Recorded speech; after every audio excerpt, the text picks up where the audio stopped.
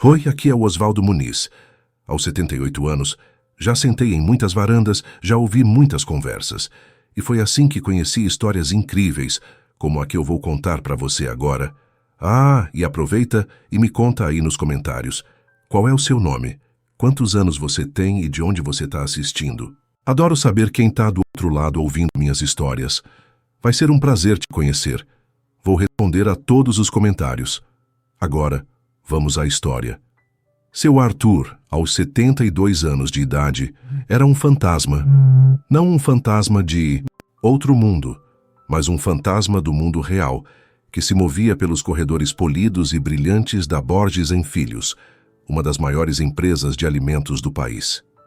Com seu uniforme cinza de faxineiro, um carrinho com produtos de limpeza e um andar um pouco curvado pelo peso dos anos, ele era invisível para os jovens executivos que passavam por ele apressados, falando em seus celulares sobre lucros, metas e aquisições.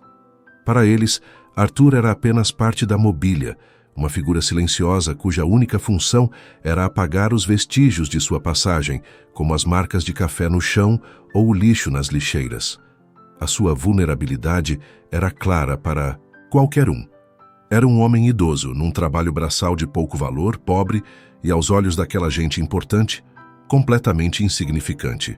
Mas por trás daquele disfarce de humildade se escondia uma força que ninguém naquela empresa poderia imaginar. Seu Arthur não se chamava apenas Arthur. Seu nome completo era Arthur Borges.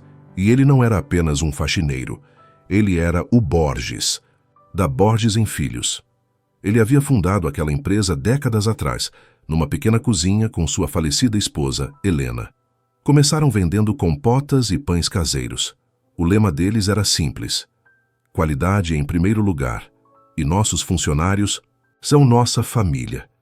Eles construíram um império baseado nesse princípio. Trataram cada empregado com dignidade, dividiram lucros, criaram creches para os filhos dos trabalhadores e nunca, jamais, comprometeram a qualidade de seus produtos para ganhar um centavo a mais. Após a morte de Helena e de ter deixado a presidência para sucessores que ele acreditava que honrariam seu legado, Arthur se aposentou. Mas a solidão e a distância o deixaram inquieto. Ele ouvia rumores de que a empresa que amava estava mudando, perdendo sua alma. Então, ele tomou uma decisão radical. Usando um nome falso e documentos simples, conseguiu um emprego como faxineiro. Ele queria ver com os próprios olhos, sentir o pulso da sua criação, saber se o coração que ele e Helena haviam colocado naquele lugar ainda batia. O que ele encontrou, no entanto, começou a quebrar seu próprio coração. A empresa estava fria, impessoal. O medo era palpável entre os funcionários mais antigos, e os mais novos pareciam robôs ambiciosos, preocupados apenas com seus próprios umbigos. O legado dele não estava apenas sendo esquecido, estava sendo ativamente roubado e substituído por uma ganância fria. A família Borges & Filhos estava morrendo. O arquiteto dessa nova era Ricardo, o jovem CEO. Um homem de 30 e poucos anos, com um diploma caro, um sorriso de predador e olhos que só enxergavam planilhas e gráficos de lucro. Ele nunca conheceu Arthur Borges, o fundador, que para ele era apenas uma foto antiga e empoeirada na parede da sala de reuniões. Para Ricardo, a filosofia de família dos fundadores era uma piada, uma fraqueza que precisava ser eliminada para que a empresa pudesse competir no mercado global. Ele era o poder, a riqueza e a nova cara da empresa. E ele não tinha tempo nem paciência para figuras como o velho faxineiro, que vez ou outra cruzava seu caminho. A conexão entre eles era a de um rei e um servo invisível, mas a traição de Ricardo ao legado de Arthur era profunda e diária, manifestando-se em cada demissão, em cada corte de custos que comprometia a qualidade e em cada sorriso falso que ele dava enquanto planejava o desmonte dos valores que fizeram da empresa o que ela era. A interação entre Arthur e Ricardo era quase nula, mas quando acontecia era carregada do desprezo silencioso do jovem CEO. Ricardo passava por Arthur como se ele fosse uma parede, mas, à medida que a pressão por resultados aumentava, a arrogância de Ricardo começou a transbordar em atos de humilhação direta. Certa manhã, Ricardo, furioso após uma ligação, derrubou seu copo de café caríssimo no chão do corredor principal. Ele viu Arthur limpando uma sala próxima e estalou os dedos, um gesto que se usa para chamar um cachorro. "Ei, você aí! Limpe isso, e rápido!" ele ordenou, sem sequer olhar nos olhos do velho. Arthur, engolindo o orgulho ferido, limpou a sujeira, sob o olhar impaciente do CEO. A situação piorou. Ricardo gostava de exibir seu poder. Em uma reunião com investidores estrangeiros, ele apontou para Arthur, que limpava os vidros do lado de fora da sala de reuniões, e fez uma piada cruel. "Vejam", disse em inglês, "este é um exemplo da nossa eficiência. Até a nossa equipe de limpeza é experiente, tão experiente que já devia estar aposentada há muito tempo." Os investidores riram, e Arthur, do outro lado do vidro, sentiu o peso da zombaria, mesmo sem entender as palavras. Ele via os sorrisos e os olhares em sua direção, e isso bastava. Cada um desses momentos era uma facada em seu peito, uma profanação da memória de sua esposa e do sonho que construíram juntos. Ele estava isolado em sua própria casa, um estranho em seu próprio legado, vendo sua história ser reescrita com a tinta da arrogância e da falta de respeito. O ponto de ruptura, a injustiça final que acendeu a chama da revolta em seu espírito cansado, aconteceu em uma sexta-feira. Ricardo havia acabado de anunciar uma nova rodada de demissões, cortando dezenas de funcionários antigos, pessoas que Arthur conhecia há mais de 30 anos. Eram pais e mães de família, pessoas leais que haviam dedicado suas vidas à empresa. A justificativa de Ricardo era fria: corte de gordura para aumentar a eficiência. Mais tarde, naquele mesmo dia, Arthur estava limpando o banheiro da diretoria. Ricardo entrou, lavou as mãos e, ao secá-las, jogou o papel toalha molhado no chão a poucos centímetros da lixeira. Ele olhou para Arthur, que o observava em silêncio, e disse com um sorriso de escárnio: "O que foi, velhote? Perdeu alguma coisa? Seu trabalho é limpar a sujeira, incluindo a minha. Agora faça o que te pagam para fazer, antes que você seja o próximo na lista de gordura a ser cortada." E com uma risadinha, ele se virou e saiu. Naquele instante, no chão frio e asséptico daquele banheiro de luxo, algo dentro de Arthur mudou para sempre. A tristeza deu lugar a uma raiva fria e cortante. Aquele jovem não estava apenas sendo cruel.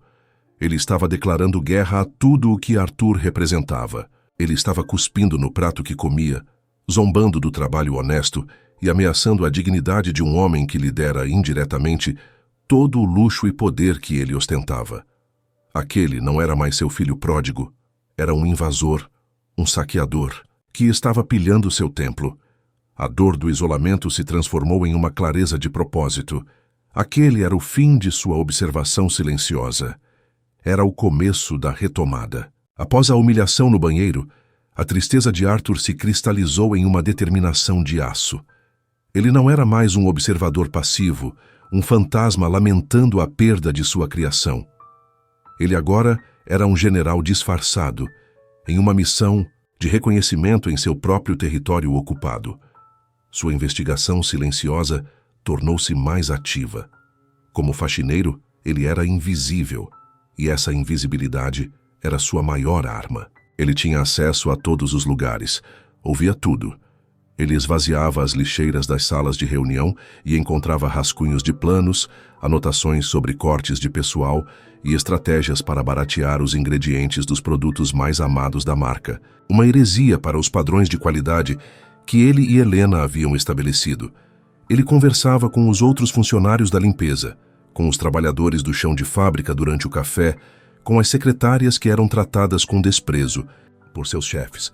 Ele ouvia suas histórias, suas angústias sobre as demissões, seu medo do futuro e sua saudade dos tempos antigos, os tempos em que a Borges em Filhos era realmente uma família. Cada história era um prego no caixão da gestão de Ricardo, uma prova viva de como a alma da empresa estava sendo sistematicamente destruída em nome do lucro a qualquer custo. Arthur não precisava de relatórios financeiros para entender o que estava acontecendo. Ele via a verdade nos olhos cansados e assustados das pessoas que eram a verdadeira base de seu império. Seu aliado inesperado apareceu na figura de Sofia, uma jovem estagiária do departamento de marketing. Sofia era brilhante, cheia de ideias e com um coração idealista que ainda não havia sido esmagado pela cultura corporativa tóxica. Ela era uma das poucas pessoas que cumprimentava Arthur com um bom dia sincero e um sorriso. Certo dia, Arthur a encontrou chorando discretamente na copa, após ter uma de suas ideias ridicularizada por Ricardo em uma reunião. Arthur, simplesmente, ofereceu a ela um copo de água e um lenço.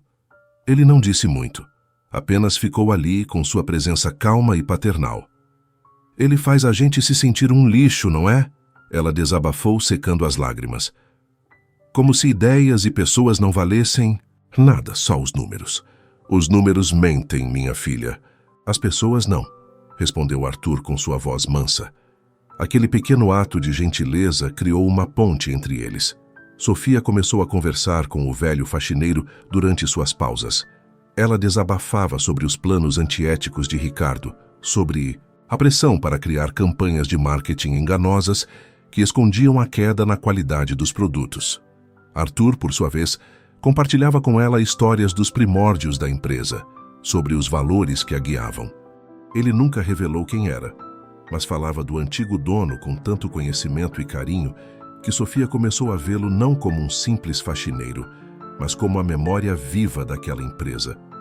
Comovida pela sabedoria de Arthur e indignada com os rumos que a empresa estava tomando, Sofia tornou-se seus olhos e ouvidos nos departamentos mais altos. Ela, com seu acesso aos computadores, começou a lhe passar informações mais concretas. Relatórios internos que mostravam a insatisfação dos funcionários, planos detalhados para futuras demissões em massa e, o mais importante, memorandos sobre uma negociação secreta que Ricardo estava conduzindo. Ninguém sabia do que se tratava, mas envolvia viagens constantes e reuniões a portas fechadas com um grupo de investidores internacionais conhecidos por sua agressividade no mercado.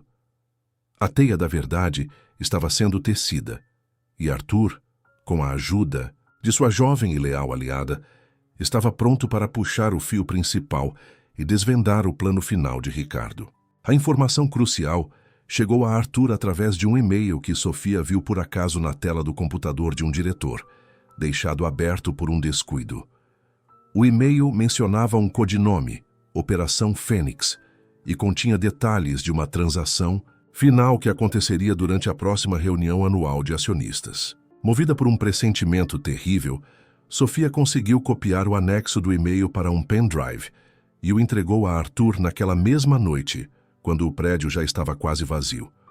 Em casa, em seu pequeno e simples apartamento, Arthur inseriu o pendrive em um notebook antigo.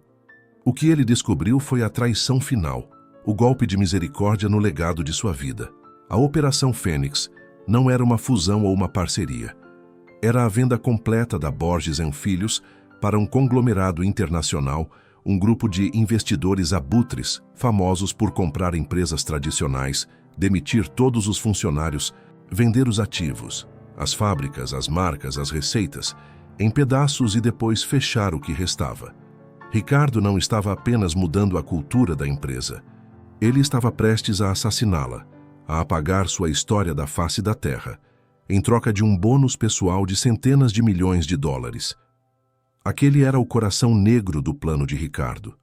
Toda a sua gestão, as demissões, os cortes de qualidade, tudo fora feito para limpar a empresa e torná-la mais atraente para os compradores, para maximizar seu próprio lucro na venda final. Ele estava engordando o porco para o abate, e os funcionários, as pessoas que Arthur considerava sua família, eram apenas números a serem eliminados na equação final. O vulcão adormecido sobre o qual Ricardo havia construído seu breve reinado de arrogância estava prestes a entrar em erupção, e a revelação dessa verdade foi o que acendeu a chama implacável no coração de Arthur. A dor da traição era imensa, uma ferida profunda, mas em vez de esmagá-lo, a descoberta o galvanizou. A tristeza deu lugar a uma clareza de propósito tão afiada quanto uma lâmina. Aquele não era mais um assunto pessoal de humilhação. Era uma batalha para salvar a vida e o sustento de milhares de pessoas e para honrar a memória de sua esposa Helena. Leonardo não estava apenas pervertendo sua criação.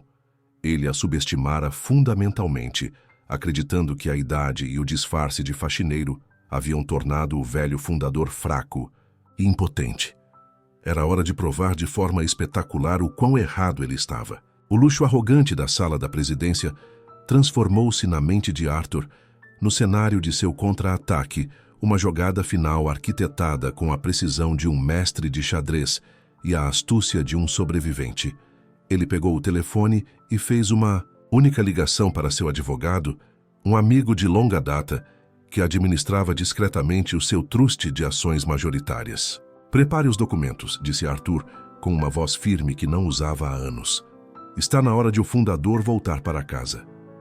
O dia da reunião anual de acionistas chegou. O auditório da sede da Borges & Filhos estava lotado. Investidores, analistas de mercado e a alta cúpula da empresa. Todos reunidos para ouvir as boas novas de Ricardo, o jovem prodígio que havia, supostamente, multiplicado os lucros. Ricardo subiu ao palco exalando confiança. Com gráficos e projeções impressionantes, ele pintou um quadro de sucesso absoluto, preparando o terreno para o anúncio triunfal da parceria estratégica, que, na verdade, era a venda e destruição da empresa. Enquanto Ricardo discursava, uma figura familiar entrou discretamente pela porta dos fundos do auditório. Era seu Arthur, vestindo seu uniforme cinza de faxineiro, empurrando seu carrinho de limpeza. Os seguranças o olharam com desdém, mas o deixaram passar, assumindo que ele estava ali apenas para seu trabalho habitual. Ele posicionou seu carrinho em um canto e ficou observando, um fantasma prestes a se revelar. No auge de sua apresentação, Ricardo fez uma pausa dramática. "E agora", ele anunciou com um sorriso largo, "tenho o prazer de anunciar o próximo passo em nossa jornada de sucesso, a Operação Fênix, uma venda que nos levará a um novo patamar de valor." Nesse exato momento, Arthur largou seu esfregão e começou a caminhar lentamente em direção ao palco. O barulho do carrinho sendo deixado de lado chamou a atenção. 2 seguranças se moveram para interceptá-lo. "Senhor, não pode subir aí", disse um deles, tentando barrar seu caminho. "Tirem esse velho daí", gritou Ricardo do palco, irritado com a interrupção. Arthur olhou para os seguranças com uma calma que os desarmou. "Eu não só posso, como devo", disse ele, com uma voz clara e firme que ecoou no microfone mais próximo. Ele contornou os seguranças hesitantes e subiu os degraus do palco.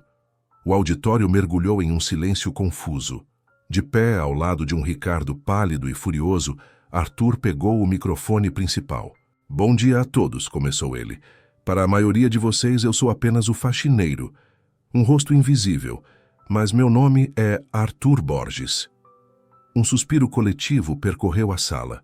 O nome, a foto na parede, a semelhança. A verdade começou a se espalhar como fogo. "Eu fundei esta empresa com minha falecida esposa sobre os pilares da dignidade, do respeito e da qualidade", continuou Arthur, sua voz ganhando força. "Valores que o senhor Ricardo, aqui presente, tratou como lixo. Ele mente para vocês. A Operação Fênix não é uma parceria. É o assassinato da Borges & Filhos. Ele planeja vender esta empresa a um grupo de abutres que irá demitir cada um de nossos funcionários e vender nossas marcas até não sobrar nada. Tudo por um bônus multimilionário para ele mesmo." O impacto da revelação foi sísmico. Arthur, com a ajuda de seu advogado, que se levantou na plateia com os documentos em mãos, provou sua identidade como o acionista majoritário e expôs os detalhes sórdidos do acordo de venda que Ricardo tentara esconder. A queda do jovem CEO foi pública, instantânea e humilhante. Ele foi vaiado, chamado de traidor e demitido ali mesmo, no palco por Arthur. A vitória de Arthur foi completa, mas agridoce. Olhar para o que sua empresa havia se tornado lhe trouxe uma tristeza profunda pelo tempo perdido e pela confiança traída. Mas não havia tempo para lamentações. Com o microfone ainda na mão, ele se dirigiu aos funcionários e acionistas chocados. A Borges em Filhos não está à venda. As demissões estão canceladas. A partir de hoje, esta empresa volta a ser uma família. Nos meses seguintes, Arthur reassumiu o controle, não de uma sala de luxo, mas do chão de fábrica. Ele cancelou os planos de Ricardo, recontratou funcionários antigos e investiu pesado na qualidade dos produtos. Promoveu Sofia, a jovem estagiária, a um cargo de diretoria para garantir que a voz da nova geração idealista fosse ouvida. Seu novo legado não era apenas o de ter fundado a empresa, mas o de tê-la salvado de si mesma. Ele provou que o verdadeiro valor de um negócio não está apenas nas cifras, mas nas pessoas. E ao fazer isso, o velhinho inútil ensinou ao mundo corporativo uma lição inesquecível sobre o poder da dignidade e a força de um legado construído com o coração.